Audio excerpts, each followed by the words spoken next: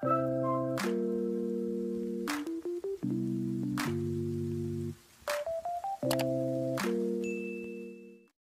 Friends, welcome to mission KVS. Discuss करेंगे बहुत ही important topic fallacies of inference. ये हमारा सेकंड पार्ट है। हमारा फर्स्ट पार्ट जो इन्फ्रेंस था वो हमने बेसिकली इसमें समझ बनाई कि इन्फ्रेंस होता क्या है, वर्ड प्रॉब्लम में आ जाए या पिक्चर प्रॉब्लम में आ जाए तो कैसे इसको सॉल्व करते हैं और कितने टाइप्स के होते हैं और कैसे क्वेश्चन उसमें से आ सकते हैं। तो हमने वो चीज़ सारी डिस्कस की थी। अगर हम बात करें अगर हम फैलेसीज की, तो ये हमारा सेकंड पार्ट है। हमारा फर्स्ट पार्ट इन्फ्रेंस के बारे में जो आप और ज़्यादा जानना चाहते हैं जाके देख सकते हैं। वीडियो का जो है लिंक डिस्क्रिप्शन में मिल जाएगा, आप जाके वहाँ पर फुल वीडियो देख सकते हैं। अगर हम बात करें फैलेसीज की, तो ये दरअसल है क्या फैलेसी। फैलेसी शब्द का मतलब ही होता है गलती। अब गलती किस चीज़ की? गलती इन्फ्रेंस की। इन्फ्रेंस क्या है हमारा? जब हम फैक्ट्स और एविडेंस को कनेक्ट करके एक कंक्लूजन ड्रॉ करते हैं, कंक्लूजन बनाते हैं, तो हमारा वो कहलाता है इन्फ्रेंस। तो हमारी जब इन्फ्रेंस में गलती हो जाए, जब हमारी इन्फ्रेंस में कोई गलती हो जाए, फैलेसी हो जाए, गलती, फैलेसी, श्रुति, ये सारा मतलब एक ही है। हिंदी में फैलेसी को गलती या श्रुति कहते हैं, जिसको हम फैलेसी कहते हैं इंग्लिश में। तो इसका मतलब ही है कि जब भी हम इन्फ्रेंस में कोई गलती कर दें, कैसी गलती? इन्फ्रेंस में अगर हम कोई गलती कर दें, मान लीजिए आपके पास एविडेंस है, आपके पास यहाँ पर प्रीमिसेस जोड़ा, आपने यहाँ पर अपनी कंक्लूजन ड्रॉ किया, तीनों में से एक भी चीज़ अगर गलत हुई तो हमारा फैलेसी का रूप ले लेगी वो। सीधी सी बात है, ये हमने अच्छे समझी थी, डिटेल में समझी थी। तो आप इसलिए बोल रहा हूँ, फर्स्ट पार्ट अगर आप देख लें एक बार तो आपको बेसिक समझ बन जाएगी कि दरअसल जो हमारा इन्फ्रेंस है वो है क्या। तो हम इन तीनों में से अगर एक भी चीज़ गलत कर देते हैं तो वो गलती का रूप ले लेती है, जिसको हम फैलेसी के रूप में जानते हैं। तो इसीलिए अगर हम देखें, समझें, तो एरर है रीजनिंग में। फैलेसी का मतलब है एरर। एरर मतलब वही है, फैलेसी एरर एक ही बात है। रीजनिंग में, तर्क वितर्क में, इन्फ्रेंस में एक हमारा एरर कहलाता है फैलेसी। तो वही बात है, अगर हमारी फैलेसी सही है तो हम उसको रीजनिंग कह सकते हैं, इन्फ्रेंस कह सकते हैं, है ना। हम उसको पॉजिटिव आर्ग्यूमेंट कह सकते हैं कि जहाँ पर हमने वैलिड पॉइंट रखा है ना। ये ग्रुप डिस्कशन में बहुत काम आता है और तमाम डिबेट्स में बहुत काम आता है। बट जहाँ पर हमने कोई गलती या गलत फैक्ट, गलत प्रीमिसेस, ये सब यूज़ कर दिया तो हमारा वो फैलेसी में कन्वर्ट हो जाता है।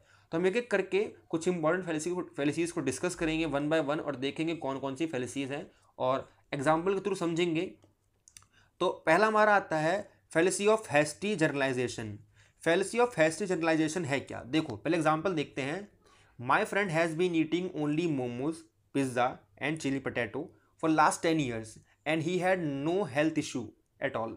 ठीक है, उसको कोई हेल्थ इशू नहीं हुआ है। किसको? मेरे दोस्त को, जो only momos, pizza, chilli potato खाता आ रहा है पिछले 10 सालों से, उसको कोई हेल्थ इशू नहीं है। इसीलिए कंक्लूजन निकाल दिया क्या? कि fast food is not unhealthy. यहाँ पर कंक्लूजन ड्रॉ कर दिया कि फास्ट फूड अनहेल्थी नहीं है। तो यहाँ पर आप देखें इस जो एग्जाम्पल में हो क्या रहा है, दरअसल यहाँ पर हो क्या रहा है, इसको समझें आप। दूसरा एग्जाम्पल लें, दूसरे एग्जाम्पल में समझें आप क्या, कि mister Miller taught your older brother. कि मिस्टर टॉट हैं, ये मिस्टर जो मिलर हैं, टीचर हैं, इन्होंने टॉट किया, पढ़ाया किसको? इस लड़के के छोटे बड़े भाई को। ठीक है, इस लड़के के बड़े भाई को पढ़ाया मिस्टर मिलर ने। और क्या कहा कि who was the class clown.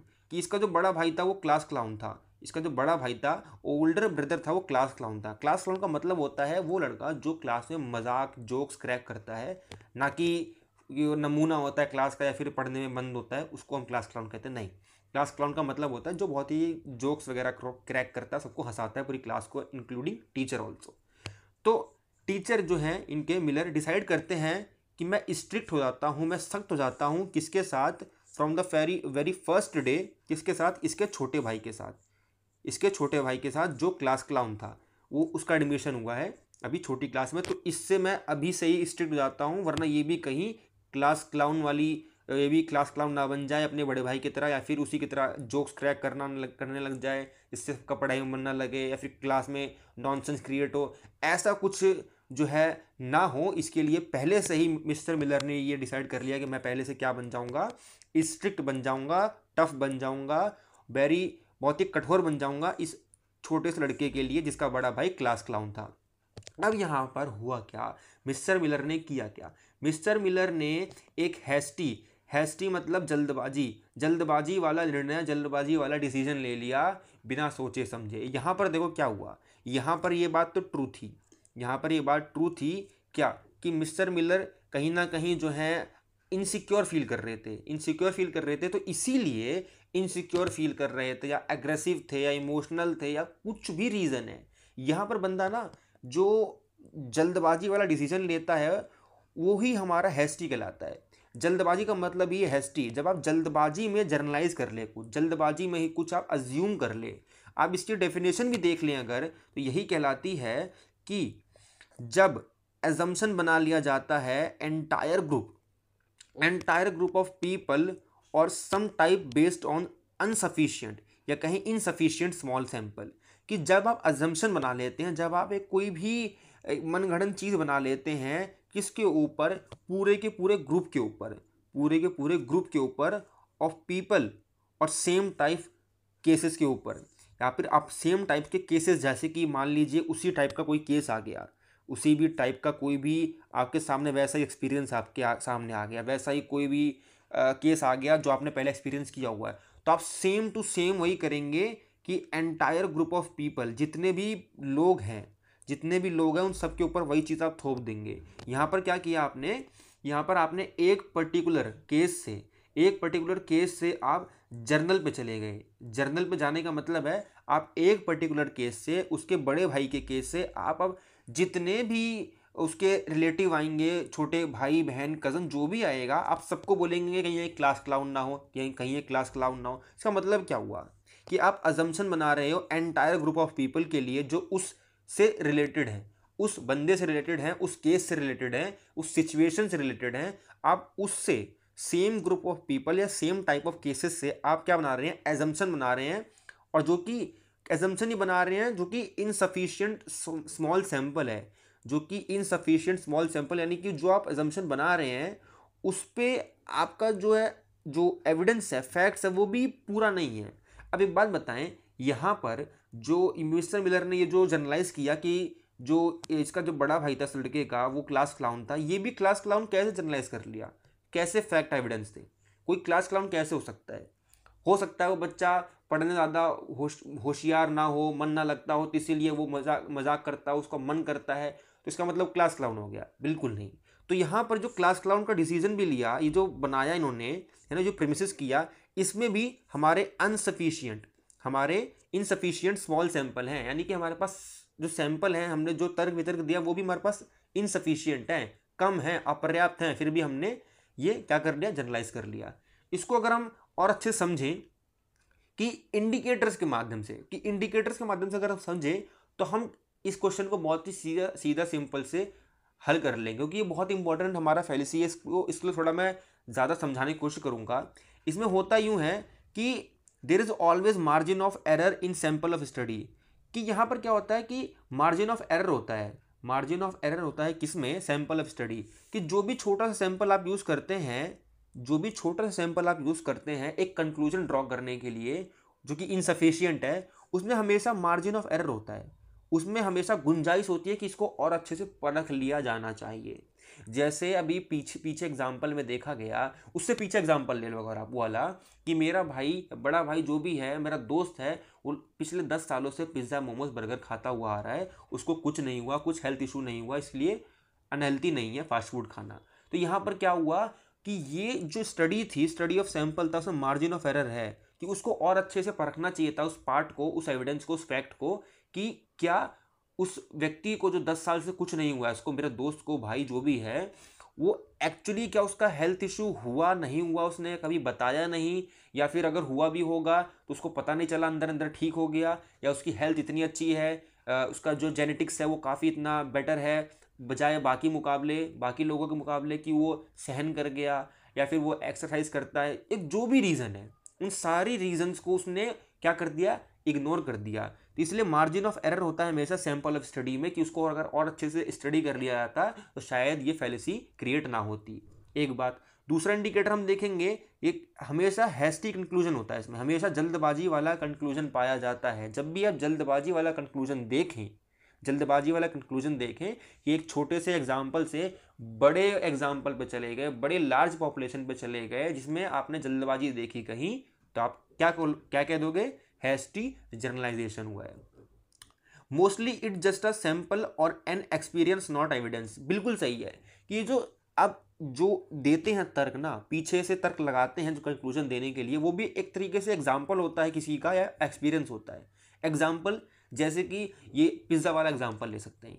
ये पिज़्ज़ा वाला ही, उसने क्या किया, अपने दोस्त को देखा और ये ड्रॉ कर लिया कंक्लूजन कि फास्ट फूड हेल्थी नहीं है या फास्ट फूड जो है अनहेल्थी नहीं है। तो इसने क्या किया, एग्जाम्पल लिया, एग्जाम्पल ड्रॉ किया। ये कोई एविडेंस तो है नहीं, कोई फैक्ट नहीं है, एग्जाम्पल है। दूसरे क्या हुआ हमारे एग्जाम्पल में, दूसरे एग्जाम्पल में हमारा ये हुआ कि मिस्टर मिलर जो थे उन्होंने ये एक्सपीरियंस किया कि उसका बड़ा भाई था वो क्लास क्लाउन था, इसलिए ये भी हो सकता है। तो यहाँ पर हमारे पास एग्जाम्पल या एक्सपीरियंस ही होता है, प्रॉपर फैक्ट या एविडेंस भी नहीं होता है। हैस्टी जनरलाइजेशन की बात कर रहे हैं हम।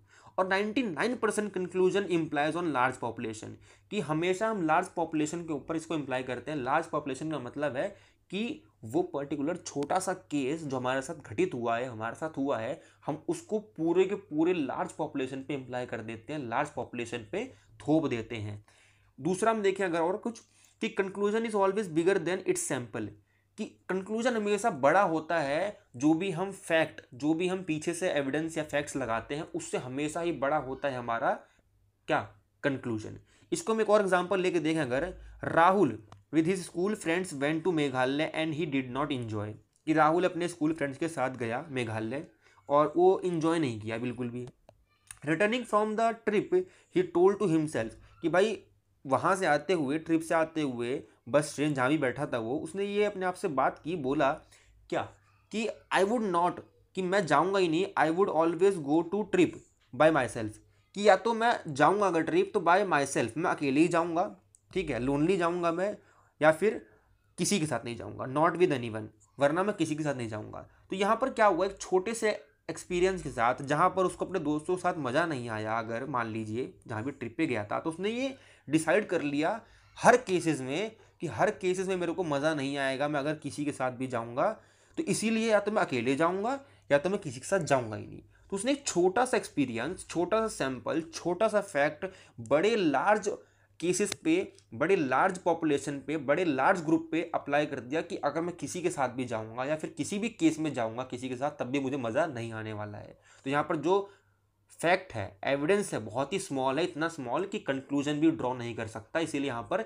जल्दबाजी दिखती है, हैस्टीपन दिखता है, यानी कि जर्नलाइजेशन कौन सा है, हैस्टी जर्नलाइजेशन। ध्यान रखें इस चीज़ को।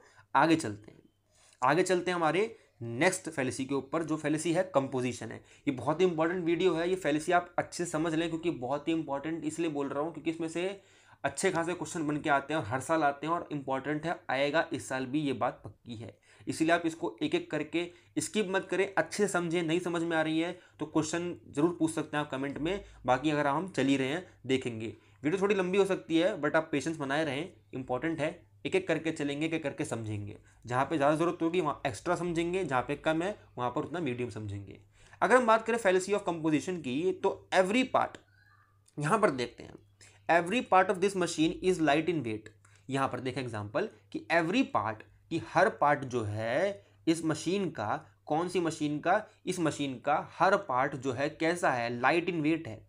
इसका अगर एक पार्ट लें, ये एक छोटी सी बटन लें, ये लें, ये छोटी सी वाली बटन लें, ये जो अंदर ये मीटर लगा है इसका एक सुई ले लें, ठीक है, तो एवरी पार्ट, हर पार्ट इस मशीन का लाइट इन वेट है अगर हम अलग से देखें तो, ठीक है। Therefore this machine as whole must be light in weight.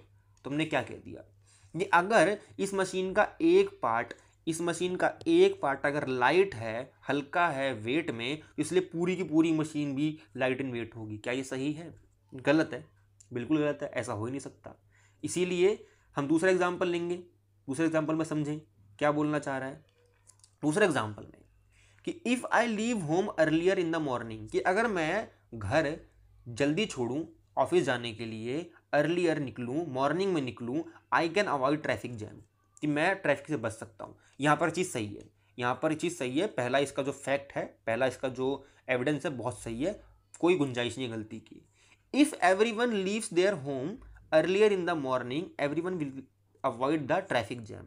यहाँ पर गलती हो गई, प्रेमिसिस में गलती हो गई। प्रेमिसिस में गलती कैसे हो गई कि अगर सभी के सभी लोग जल्दी घर से निकलेंगे तो मॉर्निंग में सभी अवॉइड कर सकते हैं ट्रैफिक, ये गलत हो गया, क्योंकि अगर सभी एक साथ निकलेंगे तो फिर से ट्रैफिक जैम लग जाएगा। यही तो होता है, सुबह सारे के सारे जल्दी निकलने के चक्कर में एक ही टाइम पे निकलते हैं और वो एक ही टाइम पे ही जाम लगता है, ऐसा इसीलिए होता है। तो ये यहाँ पर क्या हो रहा है, यहाँ पर क्या समझ रहे हैं हम, फैलेसी ऑफ कंपोजिशन है क्या, इसको हम एक डेफिनेशन से समझते हैं। डेफिनेशन क्या बोलती है कि जब भी एक चीज, something is true for the part, something is true for the part, it does apply to the whole. यहां पर समझें, if something is true for the part it does apply to the whole. इसका मतलब है कि अगर कोई एक चीज है, अगर कोई मान लीजिए ये चीज है, इसके इतने सारे पार्ट हैं, मान लीजिए इसके इतने सारे पार्ट हैं, अगर इस इतने सारे पार्ट की एक भी चीज, अगर इसके इतने सारे पार्ट की एक भी चीज, एक भी पार्ट अगर कुछ कैरेक्टरिस्टिक, कुछ चरित्र रखती है, तो पूरा का पूरा होल सेम एज होगा, सेम एज होगा। इसको हम ना एक अच्छे से एग्जांपल समझते हैं। ये एग्जांपल लीजिए, इंडिकेटर वाला एग्जांपल लीजिए, आप बेहतर से समझ जाएंगे, कोई दिक्कत आपको होने वाली नहीं है। इसमें देखें आप कि evidence is sufficient to support only a part not whole. कि यहाँ पर क्या होता है, हमने देखा जो हमारा पहला एविडेंस होता है, पहला फैक्ट जो बंदा देता है हमारा, वो हमेशा हमारा सही होता है कि भाई मैं अगर जल्दी ऑफिस के लिए निकलूँ, घर से मॉर्निंग में निकलूँ तो मैं जल्दी पहुँच जाऊँगा, ये बात सही है। मैं ट्रैफिक जैम है वो अवॉइड कर लूँगा, ये बात सच है, बहुत ही अच्छा तर्क है, बिल्कुल सही है, कोई दिक्कत नहीं है। बट ये एविडेंस सफिशिएंट होता है to support only a part, only a part. किसका पार्ट? एक होल का। होल का मतलब एक ग्रुप का हो सकता है, एक केस का। यहाँ पर बात हो रही है कि जब भी हम एक केस के, एक मशीन के, एक किसी भी ग्रुप के लोगों की या किसी भी चीज़ के एक पार्ट की हम कैरेक्टरिस्टिक को समझ लेते हैं पूरे होल के कैरेक्टरिस्टिक से, तब हम गलती कर देते हैं फैलेसी ऑफ कंपोजिशन से। इसका एग्जांपल अगर हम मशीन वाला देखें, मशीन में हुआ क्या था, मशीन में हमारा यही तो हुआ था कि मशीन, अगर हमने देखा कि इसका अगर एक पार्ट लाइट इन वेट है, जो कि इसका सुई हो गया, इसका हमारा इंडिकेटर होगा, कुछ भी हो गया हमारा, अगर मशीन का ये पार्ट है, अगर ये मशीन का पार्ट लाइट इन वेट है, तो पूरी पूरी मशीन भी लाइट इन वेट होगी, जो कि गलती है, कंपोजिशन में गलती है। हमने कंपोजिशन में गलती की है, किससे? कि एक पार्ट के कैरेक्टरिस्टिक, एक पार्ट के हमारे क्या गुण से, एक पार्ट की विशेषता से हमने कंपेयर कर दिया उस पूरे के पूरे पार्ट को, पूरे के पूरे होल को।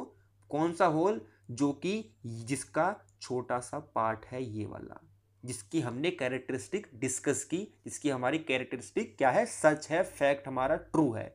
इसको हम और अच्छे से समझ लेते हैं। देखिए, दिक्कत मत लीजिए, आराम से समझिए, क्योंकि ये दोनों ही बहुत ही कॉम्प्लिकेटेड है, बहुत ही माइनर सा डिफरेंस है हैस्टी जनरलाइजेशन में और फैलेसी ऑफ कंपोजिशन में। दोनों को आराम समझिए, अच्छे समझिए, समझ जाएंगे। बाकी अलग से भी डिस्कस करूंगा, थोड़ा रुकिए, सब्र रखिए, पेशेंस रखिए, सब होगा। Part of one characteristic is implied on whole collections characteristic. बिल्कुल सही, वही बात हो गई ना, कि अगर कोई चीज किसी पार्ट का है, किसी पार्ट का अगर हिस्सा है, मान लीजिए एक बिल्डिंग है, मान लीजिए एक बिल्डिंग है, एग्जाम्पल लीजिए, मान लीजिए एक बिल्डिंग है, ठीक है। बिल्डिंग में जो ईंट लगी हुई है, ये ईंट किसका पार्ट है? बिल्डिंग का पार्ट है। बोलिए हाँ, ठीक। ये बिल्डिंग में ईंट लगी हुई है, तो ये जो ईंट है ये किसका पार्ट है? बिल्डिंग का पार्ट है। तो अगर मैं इसमें से एक ईंट निकाल दूं जो कि बिल्डिंग का पार्ट, और बोलूं कि ये ईंट जो है लाइट इन वेट है और ये ईंट जो है 1 किलो की है, ये जो ईंट है ये कितने की है? 1 kg की है।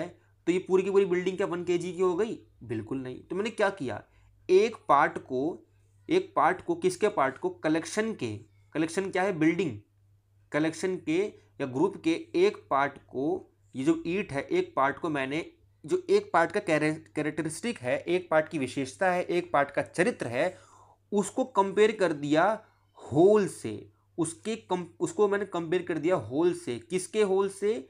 जो कि पार्ट है उसके होल का, जो कि पार्ट है उसके होल का। समझे, इस ईंट का जो है बिल्डिंग पार्ट है, इस बिल्डिंग का कौन पार्ट है? ईंट पार्ट है। तो मैंने क्या कंपेयर कर दिया कि ये ईंट जो है इस बिल्डिंग का पार्ट है और ईंट 1 किलो की है, इसीलिए जहां पर बिल्डिंग में 1 किलो की हो गई। तो मैंने क्या कर दिया, मैंने यही तो किया ना, part of one characteristic is implied on the whole collection characteristic.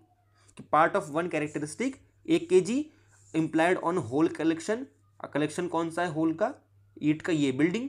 तो उसकी कैरेक्टरिस्टिक मैंने इंप्लाई कर दी बिल्डिंग के ऊपर, जो कि मेरी हमेशा गलत होगी। समझे इस बात को।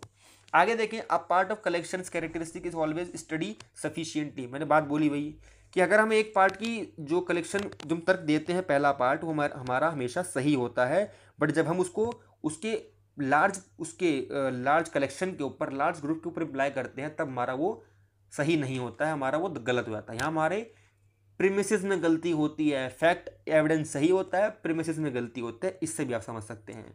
एग्जाम्पल ले लें, बहुत ही फेमस एग्जाम्पल, और इससे एग्जाम्पल से आप बिल्कुल समझ जाएंगे कंपोजिशन का मतलब। देख लें क्या बोलना चाह रहा है।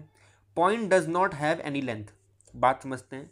ये पॉइंट है, ये एक पॉइंट है, इसकी कोई लेंथ नहीं है। लेंथ मतलब कोई इसकी लंबाई चौड़ाई कुछ नहीं है, ये केवल एक बिंदु है। ठीक। Lines are made out of points. ये लाइन है, किससे बनती है? पॉइंट से बनती है। देख लें, ये रही लाइन, पॉइंट से बनती है। इसको अगर हम और गैप में दे दें लाइन, इसको बिंदी को, जो पॉइंट है, तो लाइन बन जाएगी पूरी।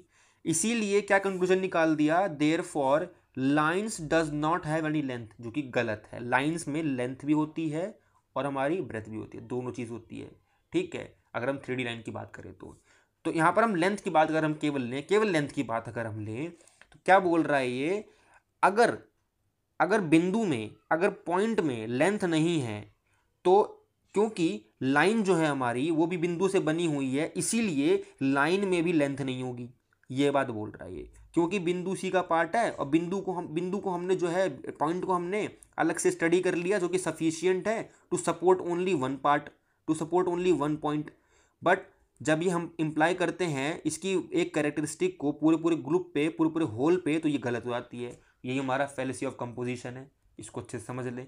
दोबारा समझ में नहीं आया तो दोबारा से आप इसको बैक जाकर देख सकते हैं, अच्छे से समझ सकते हैं। नहीं समझ में आया कोई नहीं, कमेंट कर देना और अच्छे से समझा देंगे, बता देंगे क्या गलती हो गई, कहाँ पे आपको समझने में दिक्कत है या फिर कहाँ समझाने में दिक्कत है।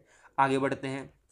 आगे अगर हम बात करें फैलेसी ऑफ डिवीजन, दरअसल ये फैलेसी ऑफ डिवीजन पूरा पूरा अपोजिट है फैलेसी ऑफ कंपोजिशन से, कि हम एक पार्ट के कैरेक्टरिस्टिक को पूरे होल पे अप्लाई करते हैं, पूरे के पूरे उसके होल पे अप्लाई करना मतलब पूरे ग्रुप पे अप्लाई करते हैं। बट इसका उल्टा है कि जब हम एक पूरे पूरे होल को, पूरे पूरे ग्रुप के क्या करते हैं, कंपोजिशन, पूरे पूरे होल के, पूरे पूरे ग्रुप के कैरेक्टरिस्टिक को हम उसके पार्ट्स पर अप्लाई कर देते हैं, जिसकी पार्ट शायद अलग अलग कैरेक्टरिस्टिक रखती हो। एग्जाम्पल ले लेते हैं, चलिए। When ocean seen as whole is blue in colour, कि जब ओशन देखा जाता है तो वो ब्लू इन कलर दिखता है। इसको हमने ओशन को होल में देखा है भी, देखो ये ओशन को हमने होल में देखा है, होल में मतलब पूरे कलेक्शन में देखा है भी, तो हमें ये दिखता है कैसा है, ब्लू दिखता है। Each drop of water individually must be blue, कि अगर हम इसको एक एक बूंद देखें तो भी इसकी ब्लू क्या होगी, इसकी जो बूंद है वो ब्लू होगी, जो कि गलत है। इसकी जब बूंद हम निकाल के देखें तो कलरलेस होती है, बिल्कुल उसमें कोई कलर दिखता नहीं है। उसका क्या मतलब हुआ, फैलेसी ऑफ डिवीजन यही कहता है कि जब एक चीज़ होल में देखी जाती है, तब उसकी जो कैरेक्टरिस्टिक होती है, उसका जो विशेषता होती है, उसका जो चरित्र होता है, उसके चरित्र को जब हम उसके कोई से भी पार्ट्स पे, बूंद जो है, ड्रॉप है, वही ओशन का पार्ट तो है, तो हमने क्या कर दिया, उसके पार्ट्स पे हमने वो इम्प्लाई कर दी, वो कैरेक्टरिस्टिक, वो विशेषता इम्प्लाई कर दी जो उसके होल पे इम्प्लाई की थी। इसीलिए हमारा ये कहता है फैलेसी ऑफ डिवीजन। ये फैलेसी ऑफ कंपोजिशन का बहुत ही जस्ट उल्टा है। ठीक है, आगे अगर हम देखें एक और एग्जाम्पल ले लें कि most popular sports in England is soccer, कि भाई बहुत ही पॉपुलर जो है स्पोर्ट्स इन इंग्लैंड में सॉकर, बहुत सही है, फैक्ट है, ट्रू है। But Jack is English, Jack जो है एक लड़का है, ये इंग्लिश है, यानी कि जो ब्रिटेन का है, इंग्लैंड का है। Therefore Jack's favourite sport is soccer, क्योंकि जैक जो है इंग्लैंड में रहता है, इसीलिए इसका जो फेवरेट स्पोर्ट है वो सॉकर हो गया। बल्कि हो सकता है इसका टेनिस हो, बिल्कुल टेनिस हो सकता है टेबल टेनिस हो सकता है बैडमिंटन हो, कुछ भी हो सकता है इसका फेवरेट, हॉकी हो सकता है, क्रिकेट हो सकता है। तो यहाँ पर हमने क्या किया, most popular sport in England को हमने उसके फेवरेट स्पोर्ट से कनेक्ट कर दिया, यानी कि हमने क्या किया, हमने लार्ज कलेक्शन, लार्ज ग्रुप को इम्प्लाई कर दिया छोटे से पार्ट पे, जो कि पार्ट किसका है, इसी का पार्ट है, इसी का पार्ट है। क्योंकि जैक जो है इंग्लिश है, यानी जैक किसका, इंग्लैंड में तो रहता है, और इंग्लैंड की क्या खासियत है कि भाई सबको फेवरेट सॉकर है, सबका स्पोर्ट जो है फेवरेट है सबका, पूरे इंग्लैंड का। इसका मतलब ये थोड़ी हुआ कि जैक का भी हुआ, हो सकता है जैक का अलग हो। तो यहाँ पर क्या किया हमने, पूरे होल के कैरेक्टरिस्टिक को, इंग्लैंड की कैरेक्टरिस्टिक को अप्लाई कर दी जैक के ऊपर, क्योंकि जैक भी कहाँ का पार्ट है, वहीं का इंग्लैंड का पार्ट है। समझें, फैलेसी ऑफ डिवीजन यही है हमारा। अगर हम बात करें इसके डेफिनेशन की, assumption that if होल और a group has a certain property, certain characteristic property, जो भी है, विशेषता है, चरित्र है, जो भी उसका है, होल का, ग्रुप का, इट्स पार्ट और members must possess the same property as well, just opposite of composition. वही हमने जो डिस्कस किया, वही बात की, सारी चीज़ वही है, आप इसको और अच्छे से समझ सकते हैं, पढ़ सकते हैं। आगे अगर हम बात करें यही चीज़, इसको हम अपोजिट कर लेते हैं फैलेसी ऑफ कंपोजिशन से, कि होल जो है उसकी कैरेक्टरिस्टिक पार्ट्स को अप्लाई कर दिया हमने पार्ट्स में, और हमने कह दिया कि इसकी अगर कैरेक्टरिस्टिक जो है, किसकी कैरेक्टरिस्टिक, इस होल की कैरेक्टरिस्टिक जो है अगर हमारी ए है, तो इसके जितने भी पार्ट्स होंगे उस सबकी ए होगी। हमने ये बोल दिया सीधे सिंपल से, तो हमारा यही हो गया फैलेसी ऑफ कंपोजिशन। आगे बढ़ें तो यही देख लेंगे, कलेक्टिव होल है सर्टन कैरेक्टरिस्टिक, वही वाली बात हो गई, हमने जो भी डिस्कस की थी, सारी चर्चा की। फैलेसी ऑफ फॉल्स एनालॉजी क्या है? फैलेसी ऑफ फॉल्स एनालॉजी, ये ही बड़ा मज़ेदार लगता है।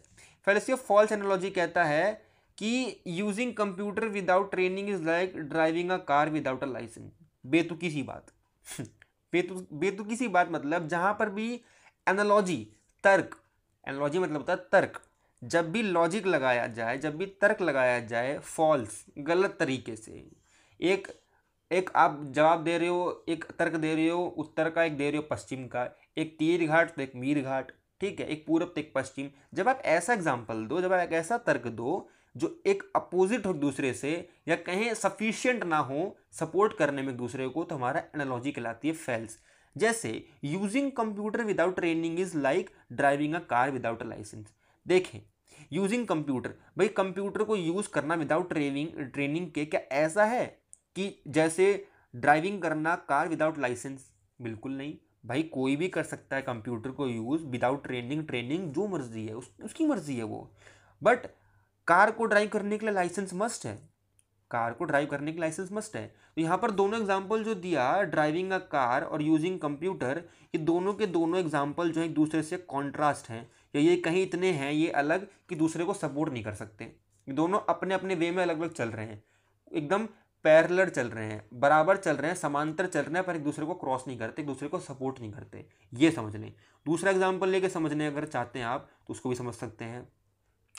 दूसरा एग्जाम्पल क्या कहता है, क्या कि the political leader is the Jesus Christ of 20th century, कि 20वीं सेंचुरी का जीसस क्राइस्ट है। कौन कौन व्यक्ति है? पॉलिटिकल लीडर जितने भी हैं। यहाँ पर क्या कर दिया, कितनी गलत तरीके से इसको मतलब प्रिमिसेस किया है कि पॉलिटिकल लीडर क्या है, जीसस क्राइस्ट है, किसके? 20वीं शताब्दी के, 20वीं सेंचुरी के थे। देख लीजिए भाई, ये देखिए, ये ऐसी बात कह रहे हैं जो कि बिल्कुल ही हमारी क्या फॉल्स एनालॉजी है, बिल्कुल गलत तर्क दे रहा है, कोई मैच नहीं करता पॉलिटिकल लीडर से जीसस क्राइस्ट का। कहाँ एक जो यीशु भगवान, कहाँ उनके जो भी बातें हैं, कर्म है, उनकी सारी विशेषताएं, कहाँ पॉलिटिकल लीडर की विशेषताएं, क्योंकि सब जानते हैं, बताने की ज़रूरत नहीं है। ठीक है, आगे अगर हम देखें इसके कुछ बात को, क्या कहता है ये कंक्लूजन में, क्या कहता है ये एक डेफिनेशन में, क्या कहता है कि comparing two things those are not similar enough to compare. Comparing two things those are not similar, कि दोनों दो चीज़ को कंपेयर करना जो कि सिमिलर नहीं है, इतने सिमिलर नहीं है कि हम उसको कंपेयर कर सकें। अगर इन दोनों में सिमिलैरिटी होती, पॉलिटिकल लीडर की कंपेरिटी अगर किसी से करते जिसकी विशेषता पॉलिटिकल लीडर से मैच करती, तब हम बोलते कि हाँ ये चीज़ कंपेरेबल है, इसको हम कंपेयर कर सकते हैं। पर जीसस क्राइस्ट की विशेषता देखें और पॉलिटिकल लीडर की विशेषता देखें, दोनों में ही ज़मीन आसमान का फ़र्क है। ठीक है, ऐसा नहीं पॉलिटिकल लीडर बिल्कुल बेकार होते हैं, ऐसा बिल्कुल नहीं है, पॉलिटिकल लीडर अच्छे होते हैं, बट जीसस क्राइस्ट के विशेषताओं के आधार पर देखें तो वो नीचे ही रहेगा पॉलिटिकल लीडर। ठीक है, आगे देखें, अगर हम आगे, हमारा इंडिकेटर बहुत ही सिंपल है, गिविंग वन ट्रू फेस और evidence but not relevant to support statement, कि अब हम एक सच्चा कह सकते हैं, सच्ची चीज़ देते हैं, सच्चा फैक्ट देते हैं, सच्चा एविडेंस देते हैं, बट दूसरा इतना स्टेटमेंट इतना सही नहीं होता कि उसको सपोर्ट कर सके, या इतना कहें, इसको सिंपल में समझें कि दूसरे जो एग्जाम्पल होते हैं, दोनों एग्जाम्पल वो इतने अपोजिट हो सकते हैं कि वो कंपेरेबल नहीं है एक दूसरे के साथ, एक दूसरे के साथ कॉन्ट्रास्ट करते हैं, एक दूसरे के साथ वो सपोर्टिव नहीं है, दोस्त नहीं है, पैरेलल चलते हैं, क्रॉस नहीं करते, बस इतना ध्यान रखें। एक देख लीजिए, ये भी बहुत ही मज़ेदार एग्जांपल है, ये मुझे बहुत अच्छा लगा, इसे डाल दिया मैंने, कि व्हेन वेटर्स, कि भाई जब वेटर होता है जो भी होटल में वेटर होते हैं जो खाना सर्व करते हैं, take tip is like stealing money out of somebody's wallet. कि भाई देखो, एक बात देखो, जब भी वेटर जो है पैसे लेता है, किसी से टिप लेता है जो कि खुद दी जाती है, तो ये व्यक्ति ने बोला कि टिप लेना is like stealing money out of somebody's wallet. क्या ऐसा है? किसी के जेब से किसी की जेब से पैसे चुराना और किसी से टिप लेना दोनों कितनी अलग बात है। टिप देते हैं मर्जी से, पैसे चुराते हैं अपनी मर्जी से। कौन? चोर चुराता है अपनी मर्जी से। दोनों में कितना अंतर है, ज़मीन आसमान का अंतर है। तो दोनों कंपेरेबल नहीं है, दोनों मैच नहीं कर रहे हैं, इसीलिए हमारा फॉल्स एनालॉजी हुई यहाँ पर, ध्यान रखें इसको। आगे देखें हम, fallacy of appeal to force. नाम से पता चल रहा है फैलेसी ऑफ अपील, जहाँ पर अपील करवाना चाहते हैं किसी से भी अपील करवाना चाहते हैं, चाहे जनता है, ग्रुप है, कलेक्शन है, किसी से भी फोर्स करके मतलब अपने बात को मनवाने के लिए किसी भी हद तक जाने वाली बात है यहाँ पर।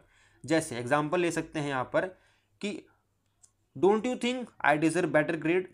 कौन कहता है? एक बच्चा कहता है, 12वीं क्लास का, 11वीं क्लास का, जो भी है, कि टीचर से don't you think I deserve better grades, कि क्या लगता नहीं तुम्हें कि मैं बेटर ग्रेड्स जो है डिजर्व करता हूँ? Want you agree? क्या तुम अग्री नहीं करते इस बात से? अगर तुम अग्री नहीं करते, इफ़ यू डोंट अग्री, तो आई एम सॉरी, मैं माफ़ी मांगना चाहता हूँ। If today might become your worst day of life, कि अगर आज तुम्हारा जो ज़िंदगी का सबसे बुरा दिन बन गया तो। यहाँ पर क्या है, सीधे सीधे से देखा जाए इनडायरेक्टली धमकी दी जा रही है टीचर को कि अगर मैं अच्छे मार्क्स नहीं पाऊंगा तो देख लेना दिन तुम्हारा बुरा जाएगा। तो यहाँ पर क्या है, अपील कर रहा है वो कि मार्क्स अच्छे दे देना, पर कैसे अपील कर रहा है? फोर्सफुली कर रहा है। बिल्कुल ईजी है, ठीक है। दूसरा देख सकते हैं, don't argue with me, don't argue who page your salary. देख लीजिए कि भाई मेरे से आर्ग्यू मत करो, तुम अगर सही हो गलत हो मुझे फ़र्क नहीं पड़ता, बट डोंट आर्ग्यू, क्योंकि मैं तुम्हारी सैलरी पे करता हूँ, भूलो मत। धमकी दे रहा है कि मेरी बात मान लो।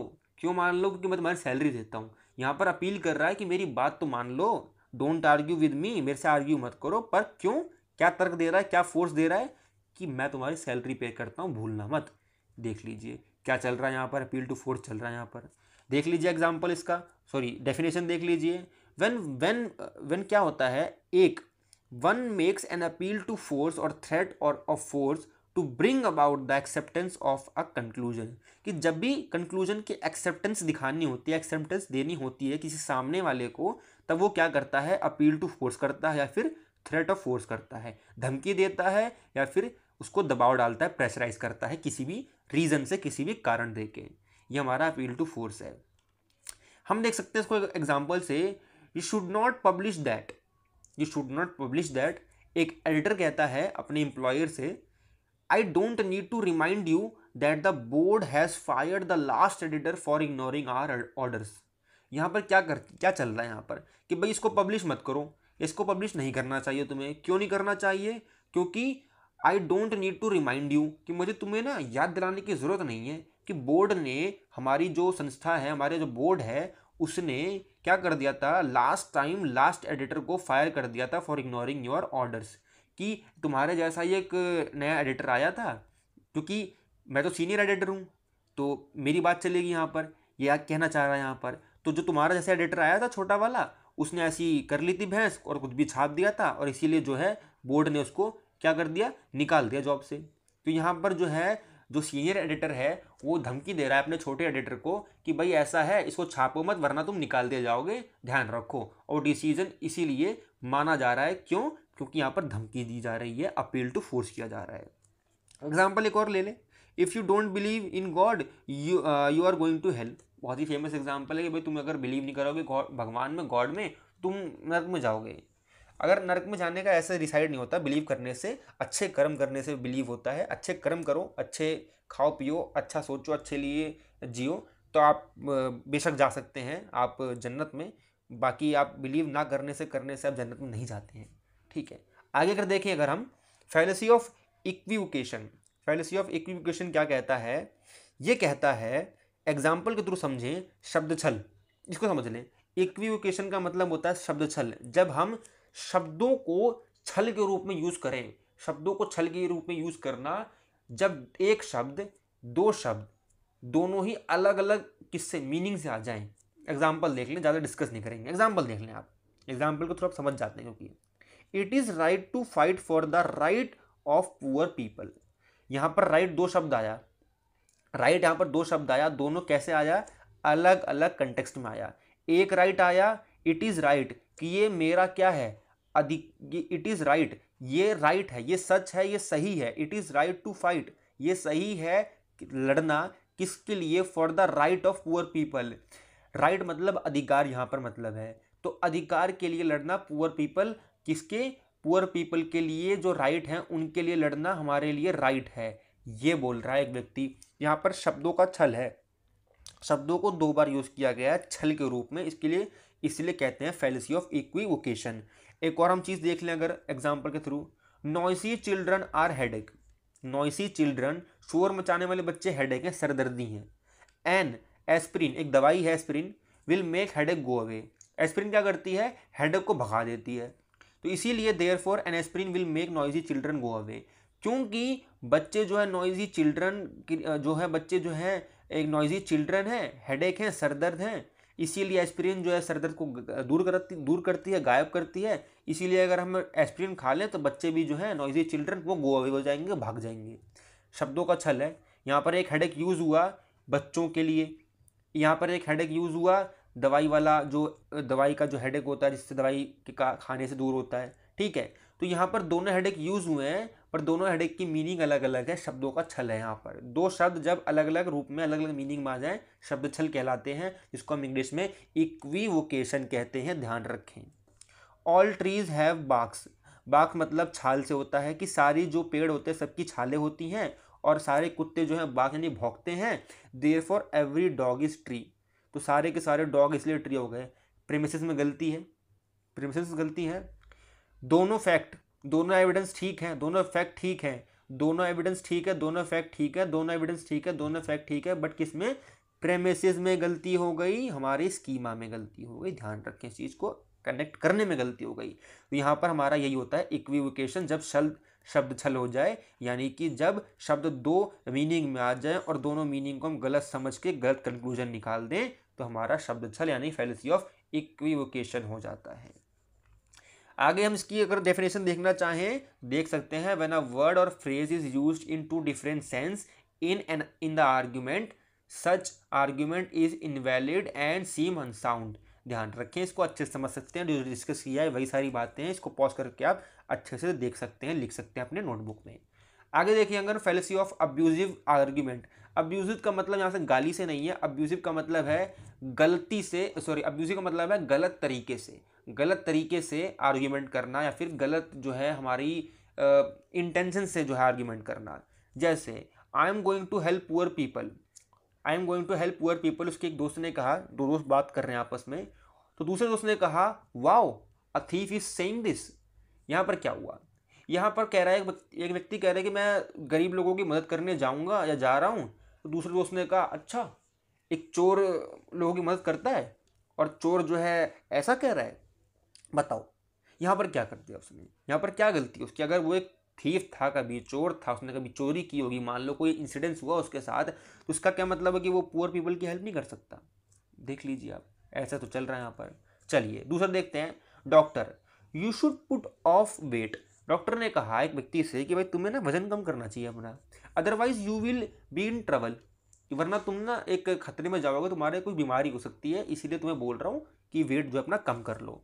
तो राजू कहता है कि यू आर टू फैट, तुम भी मोटे हो, so are you also in trouble, क्या तुम भी ट्रबल में हो। तो यहाँ पर क्या है, यहाँ पर क्या हो रहा है, यहाँ पर अब्यूजिव आर्ग्यूमेंट, यहाँ पर हम जब हमें कोई बात समझा रहा है, कोई फैक्ट दे रहा है, कोई एविडेंस दे रहा है, तो हम उस एविडेंस और फैक्ट्स को देख ही नहीं रहे, उसको निग्लेक्ट करके सामने बंदे की पर्सनैलिटी पे, सामने बंदे के एक्सपीरियंस को, कि वो कैसा है, वो कैसा दिखता है, कैसा सोचता है, हम उसके ऊपर जड़ पकड़ कर लेते हैं, उसके ऊपर अब्यूज करने लगते हैं, उसको हम बहसबाजी में कन्वर्ट कर देते हैं। तो हमारा हो जाता है अब्यूजिव आर्ग्यूमेंट, जब हम किसी की सलाह को, जो कि हमारे लिए अच्छी है, उसको निग्लेक्ट करते हुए, जो बात चल रही है उसको देखते हुए कि वो सही है गलत है, एविडेंस सही है कि नहीं है, उसको निग्लेक्ट करते हुए हम क्या कर देते हैं, क्या कर देते हैं, हम क्या कह देते हैं भाई, ये कह देते हैं कि भाई तुम गलत हो या तुम करते हो तो मैं क्यों करूं, तुम्हारे अपने काम से काम रखो। यहाँ पर हम पर्सनली चले जाते हैं, हम पर्सनली बंदे को देखने लग जाते हैं। तीसरा एग्जाम्पल, बड़ा मस्त एग्जाम्पल, माइक कहता है this is the car which gives the most expensive car in the world, sorry कहता है कि this is the car which which which is the most expensive car, यहाँ पर गिव्स नहीं आएगा, मोस्ट एक्सपेंसिव कार आएगा, ठीक है। तो यहाँ पर ये फैक्ट या एविडेंस को समझने के लिए देखने के बजाय जैक कहता है don't day dream, you can't by this car stupid. यहाँ पर बंदा ये समझने के लिए कि भाई ये एक्सपेंसिव कार सच में है या नहीं है, ये देख नहीं रहा, ये समझ नहीं रहा, सीधे चला गया उसकी पर्सनैलिटी पे, उसकी इनकम पे कि भाई तू डे ड्रीम मत कर, सपने मत देख दिन में, तू उसको खरीद नहीं सकता, तू स्टूपिड है, पागल है। ये क्या चल रहा है यहाँ पर? अब्यूजिव आर्ग्यूमेंट कि आप यहाँ पर फैक्ट एविडेंस को देख नहीं रहे, जो सामने बंदा बोल रहा है आप उसको पर्सनली अटैक कर रहे हो, पर्सनली उस पर अब्यूज़ कर रहे हो। यही हमारा है फैलेसी ऑफ अब्यूजिव आर्ग्यूमेंट। देख सकते हैं इसकी definition, attacking the person making the argument rather than the argument itself, कि आर्ग्यूमेंट जो चल रहा है उसने इन्फ्लुएंस दिया, जो उस पर हम ना आर्ग्यूमेंट करते हुए ना सोचते हुए हम अटैक कर देते हैं पर्सनल पे, उसकी थिंकिंग पे, ठीक है, ये कर देते हैं हम कि उस बंदे का अपीयरेंस कैसा, उस बंदे का पहनावा कैसा, उस बंदे की क्या एक्सपीरियंस है, उस बंदे का क्या इनकम है, उस पर अटैक कर देते हैं, उसको पर्सनली हम क्या करते हैं, अब्यूज़ कर देते हैं। बस यही हमारा काम है अब्यूजिव आर्ग्यूमेंट का, जो कि person is completely irrelevant to the argument to the person is making. यहाँ पर हम अटैक कर देते हैं बिना सोचे समझे कि भाई ये इररेलेवेंट है या नहीं है फैक्ट एविडेंस, बट हमें इस बंदे को हमें बंदा पसंद नहीं है, इसीलिए हमें इसकी बात भी नहीं पसंद है। ये वही वाली बात हो जाती है। आगे करते देखिए हम फैलेसी ऑफ फॉल्स कॉज।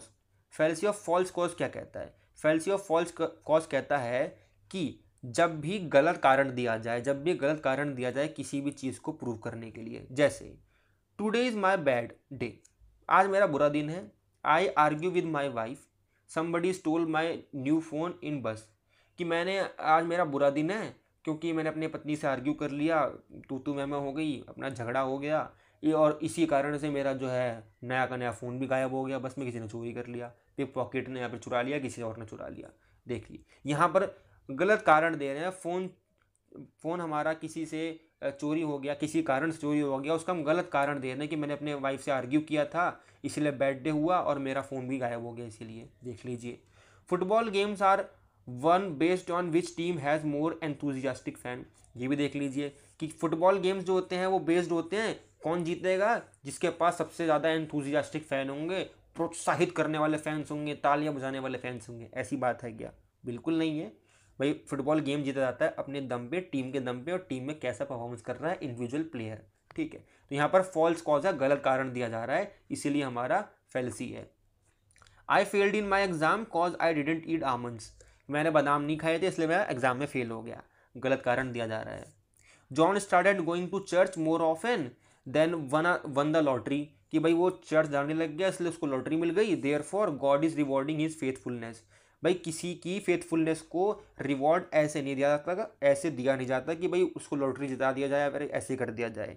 ये एक इंसिडेंस है, वन बैक वन हो गया। अगर मान लीजिए एक उसका चर्च जाना और उसी के साथ लॉटरी जीत जाना, ये इंसिडेंस एक साथ घटित हो गया, तो हम समझ लेते हैं कि ये इसी का ही कारण है, इसीलिए इसको लॉटरी मिली क्योंकि ये चर्च जाने लग गया। तो ये जो दो केस एक साथ घटित हो जाते हैं, एक दो सिचुएशन एक साथ जो हमारी कंपेयर हो जाती है, इसीलिए हम इसको कॉज समझ लेते हैं, रीज़न समझ लेते हैं, एक चीज़ एक इंसिडेंस के होने से, ठीक है। इसकी अगर हम बात कर ले डेफिनेशन की, फैलेसी इज टू अज्यूम, ये फैलेसी है अज्यूम करने की, क्या कि two events often happen together, क्योंकि दो इवेंट्स एक साथ हो गए तो हमने समझ लिया कि ये एक होने का कारण है या दूसरे का कारण है। यही हमारी फैलेसी ऑफ फॉल्स कॉज है, ठीक है। अगर हम बात करें आगे हमारी फैलेसी ऑफ फॉल्स अथॉरिटी, ये वीडियो मेरे हिसाब से ज़्यादा लंबी हो रही है, बट कोशिश होगी इसको शॉर्ट करने की, जल्दी करने की, ये फटाफट इसको कंप्लीट किया जाए, क्योंकि बहुत बड़ी है ये, तो इसमें बहुत टाइम लग रहा है, but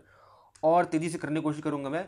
fallacy of false fallacy जो हमारी है अथॉरिटी की, ये कहती है क्या कि I bought a Harley Davidson because Tom Cruise सेड्स इज बेस्ट बाइक, कि मैंने जो हार्ले डेविडसन खरीद ली, क्यों? क्योंकि टॉम क्रूज कहता है कि ये बेस्ट बाइक है। अब यहाँ पर क्या है फैलेसी ऑफ फॉल्स अथॉरिटी, कि जब भी हम ऐसी अथॉरिटी को मानते हैं, ऐसी अथॉरिटी को एडमायर करते हैं जिसको हम बहुत ही पसंद करते हैं, और उसकी द्वारा कही गई चीज़ों को हम जो है एडमायर कर लेते हैं, मान लेते हैं, समझ लेते हैं, और उसको हम चीज़ें यूज़ कर लेते हैं, खरीद लेते हैं। ये बेसिकली एडवर्टीजमेंट में बहुत ज़्यादा यूज़ होती है फैलेसी ऑफ फॉल्स अथॉरिटी वाली जो हमारी फैलेसी होती है, जब एक बंदा किसी चीज़ का एक्सपर्ट नहीं है फिर भी हम उसको एडमायर करते हुए उसकी कही गई बातों को मान लेते हैं। आई बॉट अ हार्ले डेविडसन, यहाँ पर हार्ले डेविडसन जो बाइक है खरीद ली गई है। किस लिए? क्योंकि टॉम क्रूज ने कहा ये कि बेस्ट बाइक है in the world. A little boy says that his friend should not go swimming, क्योंकि एक बच्चे ने कहा कि अपने दोस्त से कि भाई तुम्हें ना स्विमिंग करने नहीं जाना चाहिए। क्यों? क्योंकि मेरे मामा कहते हैं कि there was jumps in the river, कि मेरे मामा ने कहा था कि यहाँ पर रिवर्स में जम्प्स हैं, इसीलिए। यहाँ पर मामा जो है भाई कोई ज्ञाता तो है नहीं कि यहाँ पर सही में रिवर्स में जम्प्स है कि नहीं है। यहाँ पर फॉल्स अथॉरिटी, जब बंदा कोई चीज़ का एक्सपर्ट नहीं है बट एक व्यक्ति यानी छोटा लिटिल बॉय है अपने मामा को एडमायर करता है, मानता है, समझता है उनको, तो उसने क्या कर दिया, अपने मामा की बात को मान लिया और फॉल्स अथॉरिटी क्रिएट कर दी कि हमें जो है स्विमिंग करने नहीं जाना चाहिए कहीं भी, किसी भी रिवर में। अ commercial claim that 3 out of 4 dentists would choose this particular brand of toothpaste for their own families to use। यहाँ पर वही है जो यूज़ करते हैं कि भाई 3 में से 4 माँ ने इसको रेकमेंड किया कि ये अच्छा है बच्चों के लिए, या फिर डेंटिस्ट ने यूज़ किया कि टूथपेस्ट अच्छा है ना। तो ये ब्रांड के प्रमोशन करने के लिए डेंटिस्ट कह रहा है बाकायदा कि मैं खुद यूज़ करता हूँ, मेरी फैमिली यूज़ करती है, इसलिए आप भी यूज़ करें। यहाँ पर फॉल्स अथॉरिटी जो एक्टर है वो सच में डेंटिस्ट नहीं है, वो एक्टर है, उसका काम है। वो कहीं जाके बोलेगा ये कंघी अच्छी है, कहीं जाके बोलेगा ये सोप अच्छा है, कहीं जाके बोलेगा ये टूथपेस्ट अच्छा है। तो यहाँ पर क्या कर रहा है, अथॉरिटी है एक बंदे की। अथॉरिटी मतलब यहाँ पर एक बंदा जो कि एक पर्टिकुलर फील्ड का, एक पर्टिकुलर केस का एक्सपर्ट नहीं है, बट फिर भी वो, क्योंकि वो उसको काम में उसको एक्सपर्ट है, एक्सपर्ट नहीं है, वो एक्टिंग कर रहा है, उसको पैसे मिल रहे हैं, तो कुछ भी आके कहेगा उसको पैसे मिल जाएंगे, क्योंकि आप उसको एडमायर करते हैं तो आप वो चीज़ को खरीद लेंगे। यहाँ पर फॉल्स अथॉरिटी ये कहलाती है। अगर इसकी डेफिनेशन की बात करें कि यू एक्सेप्ट अ ट्रूथ, जो कि सही में देखा जाए तो ट्रूथ नहीं होता है, कि आप जो है ट्रूथ को एक्सेप्ट कर लेते हैं, मान लेते हैं ऑन ब्लाइंड फेथ। आप ब्लाइंड फेथ के यानी कि अंधविश्वास कर लेते हैं, just because someone you admire said it, क्योंकि आपने किसी के बात को मान लिया क्योंकि आप उसको एडमायर करते हैं। अगर उसने कहा कि ये बेस्ट कैमरा है, क्योंकि आप उसको मानते हैं, आपका आइडियल है, आपका मेंटोर है, तो आपने उसको खरीद लिया, मान लिया, बेशक वो चीज़ 2 कौड़ी की अगले दिन ही खराब हो जाए। आगे देख लेंगे fallacy of amphiboly. Fallacy of amphiboly कहती है क्या, एग्जाम्पल के लिए, कि I took some pictures of dogs that at the park playing but they were not good. अब यहाँ पर देखें कि मैंने पिक्चर क्लिक की, पिक्चर्स ऑफ द डॉग्स, ठीक है। यहाँ पर बहुत सारे कुत्ते थे, तो यहाँ पर उनमें उसने क्या किया, पिक्चर क्लिक की डॉग्स की एट द पार्क में, but they were not good. अब यहाँ पर बताएं आपको क्या समझ में आ रहा है, इससे 2 मीनिंग निकल रही है कि दे वर नॉट गुड। अब यहाँ पर क्या सही नहीं था, दे वर नॉट गुड, या तो पिक्चर सही नहीं थी, या तो कुत्ते उसमें जो पिक्चर्स में वो सही नहीं थे। तो यहाँ पर समझ में नहीं आ रहा मीनिंग की बोलना क्या चाह रहा है। जब भी मीनिंग दो दो निकले एक सेंटेंस से, क्योंकि उसका ग्रामेटिकल स्ट्रक्चर इतना ख़राब हो, कहीं भी कॉमा लगा दे, कहीं भी कुछ भी बोल दे और स्पेसिफिक ना बताए कि क्या बोलना चाह रहा है, तो फैलेसी ऑफ एम्फीबॉली कहलाती है, जहाँ पर सिंटेक्सली वो गलत होता है, उसका सिंटेक्स, उसका ग्रामेटिकल स्ट्रक्चर ही गलत होता है, जो कि हमारे 2 मीनिंग को इंडिकेट करता है, तो हमारा एम्फीबॉली कहलाता है। बात करें इसके डेफिनेशन की, an amphiboly occurs when sentence structure, जिसको हम सिंटेक्स के रूप में जानते हैं, आप भी जानते हैं, इज नॉट राइट, उसका सेंटेंस स्ट्रक्चर ग्रामेटिकली रूप से गलत है, सिंटेक्ली गलत है, that allows it to have 2 different meanings, तो उसकी 2 मीनिंग निकल जाती है। यहाँ पर पिक्चर्स भी या डॉग्स भी किसकी बात कर रहा है समझ में नहीं आ रहा, इसलिए एम्फीबॉली कहलाती है। फैलेसी ऑफ इग्नोरेंस कहती है कि people have been praying to God for years, no one can prove he does not exist, therefore he exist. कि भाई यहाँ पर क्या है कि जो लोग हैं ना वो सालों से भगवान की पूजा करते आ रहे हैं, और इसीलिए कोई प्रूव नहीं कर पाया इस बात को कि सच में भगवान है या नहीं है, इसीलिए ये भगवान जो है एग्जिस्ट करते हैं। ये हमारी हो गई फैलेसी ऑफ इग्नोरेंस, कि यहाँ पर इग्नोर किया जाता है इस बात को कि अगर किसी चीज़ ने उसको प्रूव नहीं किया है तो वो सच है, अगर किसी बंदे ने उसको प्रूव कर दिया है तो वो सच नहीं है। यहाँ पर इसको और एग्जाम्पल लेके समझ सकते हैं। Since the student have no question, teacher ने बोला क्लास में कि अगर बच्चों के पास कोई क्वेश्चन नहीं है, कि बच्चों से पूछा मैंने कि बच्चों हैव यू एनी डाउट, कि आपके पास कुछ डाउट है, तो यहाँ पर बच्चों ने कुछ बोला नहीं, तो इसका मतलब ये हो गया कि टॉपिक जो है डिस्कस हो गया, अच्छे से समझ में आ गया है, और मुझे अब एग्ज़ाम जो है टेस्ट ले लेना चाहिए बच्चों का, और ये रेडी है टेस्ट के लिए। तो यहाँ पर क्या कर दिया मैंने, यहाँ पर इग्नोर कर दिया मैंने, किसको इग्नोर कर दिया मैंने, इग्नोर कर दिया यहाँ पर कि बच्चे दरअसल सच में रेडी है कि नहीं है, कुछ डर के मारे नहीं बोल रहा या फिर किसी किसी और रीज़न से नहीं बोल रहा है, फिर कुछ ऐसी बातें जो मुझे नहीं पता है, तो मैं सारी चीज़ों को इग्नोर कर दे रहा हूँ, सारे एक्सेप्शन को इग्नोर कर दे रहा हूँ, जो बातें हो सकती हैं वो उनको इग्नोर कर दे रहा हूँ, और मैं ये मान ले रहा हूँ कि अगर कुछ चीज़ प्रूव नहीं हुई है, प्रूव्ड नहीं है, तो वो चीज़ सही नहीं है, अगर प्रूव्ड है तो सही है, प्रूव्ड नहीं है तो सही नहीं है। ये बात मैं यहाँ पर फैलेसी ऑफ इग्नोरेंस में मान रहा हूँ। एक इसका डेफिनेशन देख लें, when someone asserts a claim that must be accepted because no one else can prove otherwise, किसी ने अगर उसको प्रूव नहीं किया इसीलिए हम उसको एक्सेप्ट कर लें, इसके लिए हम उसको मान लें, ये हमारी कहलाती है फैलेसी ऑफ इग्नोरेंस।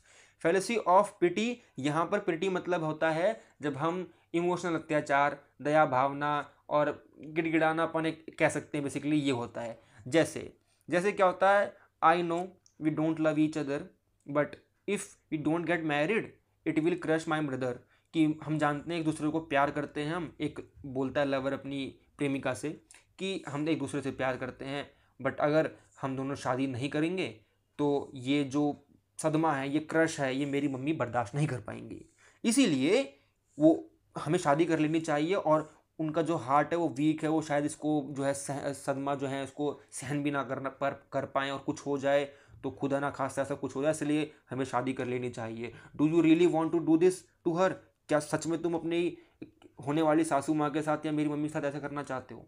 यहाँ पर क्या कर रहा है, पिटी, दया भावना, इमोशनल अत्याचार कर रहा है वो अपनी होने वाली प्रेमिका से, या फिर हो सकने वाली शायद ना हो जो वो इमोशनल अत्याचार कर रहा है यहाँ पर, अपनी मम्मी के जो इमोशनल जो फैक्ट्स हैं उसको बता रहा है, और वो इमोशनली ब्लैकमेल कर रहा है अपनी लवर को कि मेरे से शादी कर ले क्योंकि ऐसा ऐसा है, ऐसा ऐसा हो सकता है। यहाँ पर जो फैलेसी है कौन सी, पिटी है, दया भावना या फिर इमोशनल अत्याचार वाली से समझ सकते हैं हम बात को। When someone seeks to gain acceptance, acceptance चाहिए किसको, इस बंदे को चाहिए जो शादी के लिए गिड़गिड़ा रहा है, by pointing out an unfortunate consequences, कि अनफॉर्चुनेट जो हो सकते हैं परिणाम, कॉन्सिक्वेंसेज मतलब परिणाम, दैट कॉल्स बिफॉल देम, जो उनके साथ परिणाम हो सकते हैं, इसीलिए वो क्या करता है, कंक्लूजन दे देता है पिटी के माध्यम से, पिटी के क्या करता है, प्रेमिसेस के द्वारा। Fallacy of accident, fallacy of accident क्या होता है, फैलेसी ऑफ एक्सीडेंट है we should not cut anyone, हमें किसी को नहीं काटना चाहिए, किसी को हार्म नहीं पहुंचाना चाहिए। Therefore surgeons also do not cut people, अगर हमें लोगों को नहीं काटना चाहिए तो इसीलिए सर्जन को भी मना करना चाहिए कि लोगों को ना काटे। क्यों, क्योंकि ये काटना गलत है। यहाँ पर पहली चीज़ हमारी, पहला फैक्ट एविडेंस हमारा सही है, we should not cut anyone, but हमने जब प्रेमिसेस यूज़ की therefore surgeons also do not cut people, तो हमने यहाँ पर गलती कर दी कि सर्जन के साथ ये एक्सेप्शंस हैं, ये हमारी एक्सेप्शंस हैं जो हमें नहीं पता है, जब हमने उसको इग्नोर कर दिया। फैलेसी ऑफ एक्सीडेंट यही है कि जब हम फैलेसी बना लेते हैं एक्सीडेंटली, गलती से एक ऐसी चीज़ को लेते हुए जिसके पास एक्सेप्शंस हैं, जिसके पास एक्सेप्शंस हैं मतलब ये चीज़ें ऐसी संभावित परिणाम ऐसे भी हो सकते हैं, उसको हम इग्नोर करते हुए एक्सीडेंटली या फिर जानबूझ के या फिर अनजाने में हम कोई फैलेसी बना लेते हैं, कोई इन्फ्रेंस दे देते हैं। दूसरा एग्जाम्पल लें, देखें जर्नल रूल कहता है हमारा, यानी कि हमारा ये जर्नल है, जर्नल जानते हैं हम इसको, यानी हमारा फैक्ट एविडेंस सही है हमारा, इससे समझ सकते हैं हम। Birds can fly, birds fly कर सकती हैं, हमारा बर्ड्स कैन फ्लाई, इसीलिए if birds can fly penguin can also fly. यहाँ पर देख लीजिए, अगर बर्ड फ्लाई कर सकती है तो पेंगुइन जो होते हैं वो भी तो बर्ड में आते हैं, तो वो भी फ्लाई कर सकते हैं। तो यहाँ पर देख लीजिए, but penguins can't fly, penguin fly नहीं कर सकते, ये बात सच है, फैक्ट है, एविडेंस है। देयरफॉर बर्ड्स कांट फ्लाई, इसीलिए बर्ड भी फ्लाई नहीं कर सकती। यहाँ पर क्या कर रहे हैं हम, यहाँ पर कुछ जर्नल रूल जो है हमारे, बर्ड कैन फ्लाई और पेंगुइन जो है वो फ्लाई नहीं कर सकते। जर्नल रूल जो हमारी फैक्ट एविडेंस सही है, इसमें कुछ एक्सेप्शंस हैं, संभावित चीज़ें हैं कि ये अगर बर्ड्स हैं तो ये फ्लाई नहीं कर सकते इसी रीज़न से। तो ये एक्सेप्शंस जो है हमने इसको इग्नोर करते हुए एक्सीडेंटली क्या कर दिया, प्रीमिसेस दे दिया, कारण दे दिया, कंक्लूजन दे दिया, ये हमारा हो गया fallacy of accident. Applying a general rule to a particular cases whose special circumstances render into inapplicable, कि जिसके पर्टिकुलर केसेस पे हम ये अप्लाई कर रहे हैं उस पर स्पेशल सर्कमस्टांसेस रेंडर हो जाती हैं, इसीलिए वो इनएप्लीकेबल हो जाता है। इसीलिए हम इसको क्या कर देते हैं कि जब भी हम कुछ भी उल जुल सी चीज़ें जोड़ देते हैं तो हम कह देते हैं कि जो हमारा जनरल रूल है वो गलत है, कि देयरफॉर बर्ड्स कैन फ्लाई। यहाँ पर जनरल रूल जो जनरल रूल है हमारा है कि बर्ड कैन फ्लाई, इसको हमने गलत ठहरा दिया यहाँ पर। तो हमने ये वाली चीज़ कर दी, जनरल रूल को ही हमने गलत ठहरा दिया। यहाँ पर हमारा हो गया फैलेसी ऑफ एक्सीडेंट। ये हमारी जो है लास्ट हम देखेंगे, कुछ क्वेश्चंस आए हुए हैं, इसको भी डिस्कस कर लेते हैं जाते जाते। कि people do hard work is essential for success, so people are hard working. Above line contain, कि अबव लाइन जो है वो कंटेन करती है क्या? फैलेसी ऑफ हैस्टी जनरलाइजेशन, देखें, fallacy of hasty generalization, fallacy of false analogy, fallacy of equivocation या fallacy of composition. जल्दी बताएं इसमें से कौन सी हो सकती है? कि लोग है हार्डवर्क करते हैं, लोग हार्डवर्क करते हैं, हार्डवर्क सक्सेस के लिए असेंशियल है, बिल्कुल सही है। So people are hardworking. कुछ लोग अगर हार्डवर्क है तो क्या सभी लोग हार्डवर्क हैं? स्मॉल से लार्ज पे जा रहा है ये, यानी कि एक छोटी सी गलती से अगर कुछ लोग हार्डवर्क हैं, हार्डवर्किंग है, क्यों कर रहे हैं नहीं कर रहे हैं पता तो करो। जल्दबाजी दिख रही है यहाँ पर, तो सारे के सारे क्या हार्डवर्किंग हो गए क्या? बिल्कुल नहीं।